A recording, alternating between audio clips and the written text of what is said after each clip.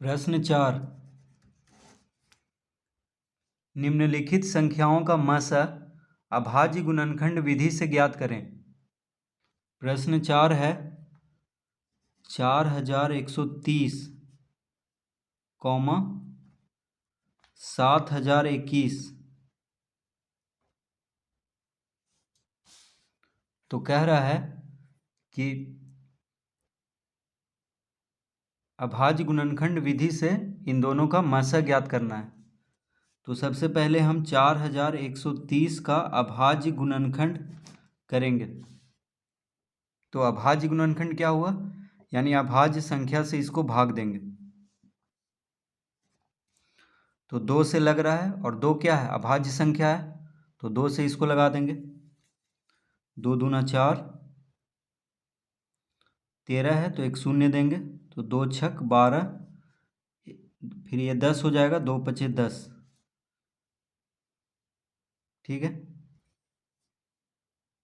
अब आ गया 2065।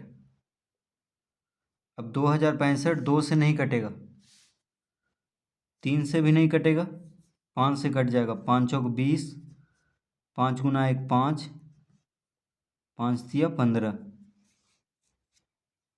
कितना आ गया 413।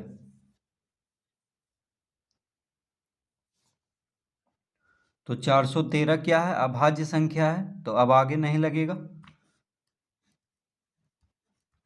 अब 7021 का अभाज्य गुणनखंड करेंगे। तो देखिए 7021 जो है 2 से नहीं लगेगा, 3 से भी नहीं लगेगा, 5 से भी नहीं लगेगा, 7 से भी नहीं लगेगा, सीधा जाके 17 से लगेगा। ठीक है, 17 क्या है, अभाज्य संख्या है, तो 17 से कितना बार में लगेगा, देखिए 17 चौके हो जाता है 68, 2 इधर हो गया तो 22 हो गया, तो 17 गुना 1 17, 5 हो गया 51, 17 तिया 51, तो 17 से 7021 413 बार में लग जाएगा। और 413 क्या है, अभाज्य संख्या है, तो अब आगे नहीं लगाएंगे इसको, तो लिखेंगे यहाँ पे 4130 का अभाज्य गुणनखंड हो गया 2 गुना 5 गुना 413।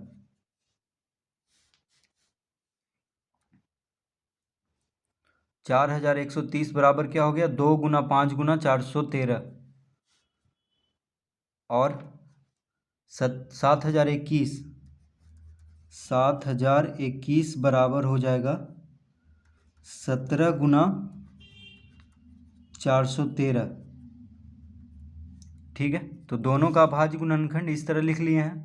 तो 4130 का अभाज्य गुणनखंड है 2 गुना 5 गुना 413, 7021 का अभाज्य गुणनखंड है 17 गुना 413। तो लिखेंगे अतः मसा बराबर, तो दोनों का मसा क्या हो जाएगा, मसा मतलब महत्तम समापवर्तक।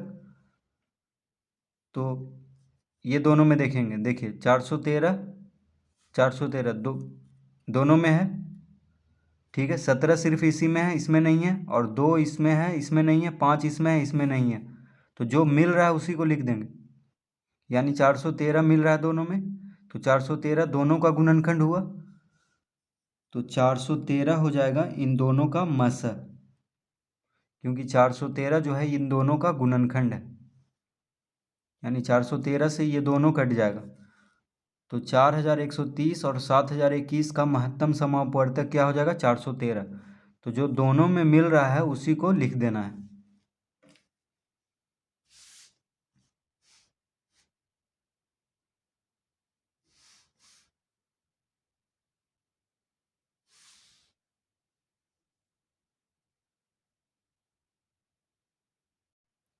प्रश्न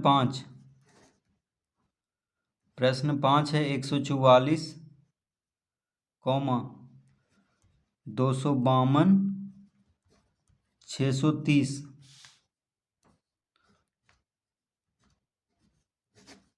तो इन तीनों का महत्तम समापवर्तक ज्ञात करना है अभाज्य गुणनखंड विधि से। तो सबसे पहले हम इन तीनों का अभाज्य गुणनखंड करेंगे।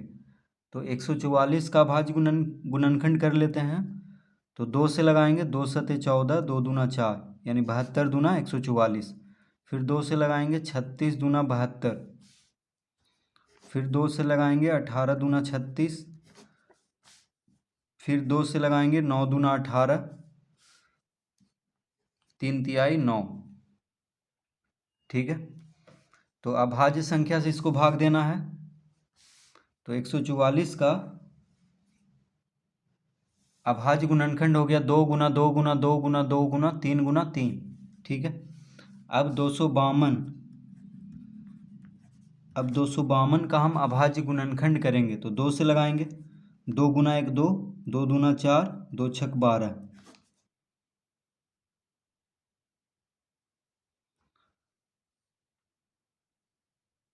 फिर 2 से लगाएंगे, 2 छक 12, 2 तिया 6।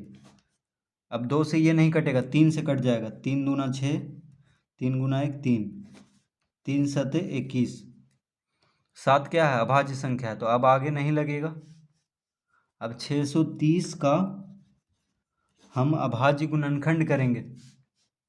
2 से लग जाएगा। 2 तिया 6, 2 गुना 1 2, 2 पचे 10। अब 3 से लगेगा। 3 गुना 1 3, 3 पचे 15। फिर 3 से लगाएंगे। 3 तिहाई 9, 3 पचे 15। 5 से लगेगा। 5 सते 35। 7 क्या है? अभाज्य संख्या है, तो अब नहीं लगेगा। तो इन तीनों का अभाज्य गुणनखंड इस तरह से कर लेंगे। अब यहाँ पे लिखेंगे 144 बराबर, तो 144 का अभाज्य गुणनखंड क्या आया है? देखिए 2 गुना 2 गुना 2 गुना 2 गुना 3 गुना 3। तो इसको लिख देंगे 2 गुना 2 गुना 2 गुना 2 गुना 3 गुना 3, कॉमा देंगे। उसके बाद 252 का अभाज्य गुणनखंड हो गया 2 गुना 2 गुना 3 गुना 3 गुना 7। 2 गुना 2 गुना 3 गुना 3 गुना 7, फिर कॉमा देंगे। उसके बाद 630 का अभाज्य गुणनखंड हो गया 2 गुना 3 गुना 3 गुना 5 गुना 7। तो यहाँ पे लिखेंगे 630 बराबर 2 गुना 3 गुना 3 गुना 5 गुना 7। इस तरह से लिख लेंगे। तो 144 का अभाज्य गुणनखंड हो गया 2 गुना 2 गुना 2 गुना 2 गुना 3 गुना 3। 252 का अभाज्य गुणनखंड हो गया 2 गुना 2 गुना 3 गुना 3 गुना 7। 630 का अभाज्य गुणनखंड हो गया 2 गुना 3 गुना 3 गुना 5 गुना 7। अब क्या निकालना है? मस, यानी इन तीनों का मस निकालना है, महत्तम समापवर्तक। तो देखिए मस क्या हो जाएगा? अब 2 देखिए इसमें भी है, इसमें भी है, इसमें भी है, तीनों में 2 है। देखिए तीनों में 2 है। ठीक है, 2 2 2, तो तीनों में जो है उसको लिख देंगे। उसके बाद देखिए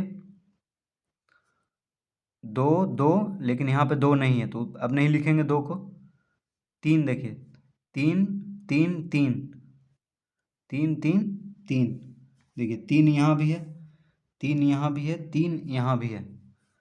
3 3 3, 3 जो है तीनों में है। 2 तीनों में था तो हम 2 लिख दिए। 3 भी देखिए तीनों में है, 3 इसमें भी है। 144 का भी 3 गुणनखंड है, 252 का भी 3 गुणनखंड है और 630 का भी 3 गुणनखंड है, तो 3 लिख देंगे। फिर देखिए इसमें भी 3 है, इसमें भी 3 है और इसमें भी 3 है, तो एक और 3 लिखेंगे। ठीक है,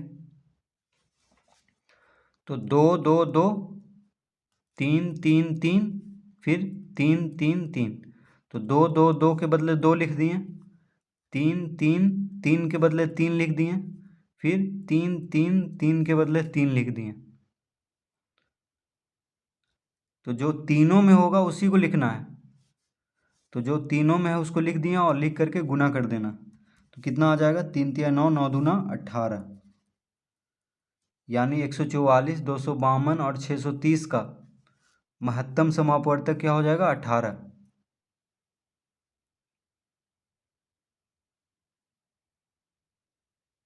तो इस तरह से